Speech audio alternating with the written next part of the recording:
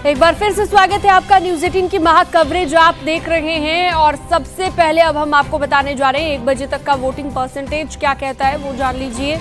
गाजीपुर में 1 बजे तक 38.87% मतदान हो चुका है।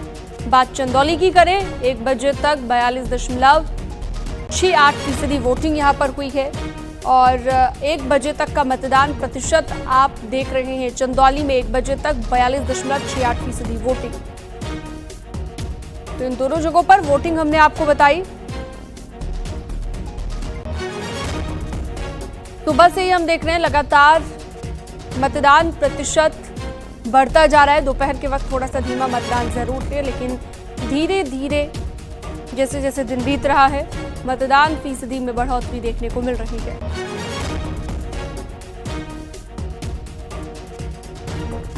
मुख्यमंत्री योगी आदित्यनाथ ने जहां लोगों से वोट की अपील की है, तो वहीं पीएम मोदी की साधना पर सवाल उठाने वालों को करारा जवाब दिया है।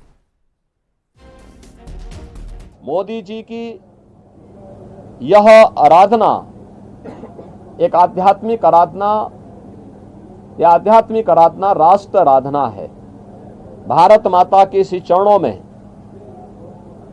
वह एक आराधना है जो राष्ट्र को समर्पित है। भारत की 140 करोड़ जनता की, जनार्दन की सेवा के लिए, उनके उज्जवल भविष्य के लिए समर्पित है। और ये भारत की परंपरा है।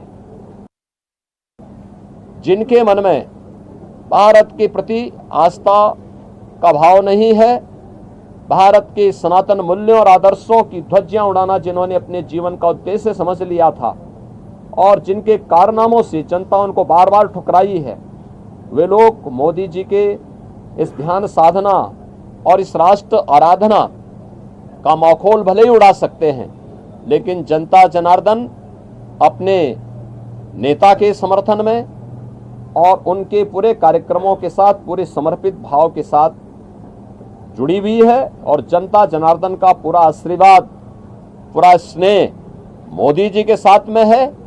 और हम विश्वास के साथ कह सकते हैं कि यह मोदी जी की ध्यान साधना का कार्यक्रम भी राष्ट्र आराधना का हिस्सा है और इसका लाभ भी देश को प्राप्त होगा।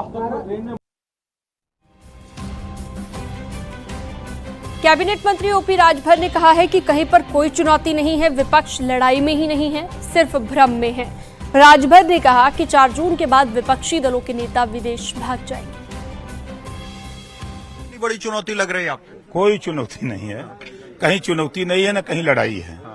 ये सिर्फ विपक्ष के लोग, आप देखिएगा ना, अब आजकल में बैठक करेंगे विदेश जाने के लिए, अब यहाँ उनको ठिकाना मिलेगा नहीं। वो सब मान गए हैं कि अब तीसरी बार माननीय नरेंद्र मोदी जी प्रधानमंत्री बनेंगे। मोदी जी के काम से, योगी जी के काम से, जो सूबे में योगी जी ने काम किया है और मोदी जी ने जो देश में काम किया है, उन दोनों लोगों के काम से जनता मोदी जी को वोट दे रही है।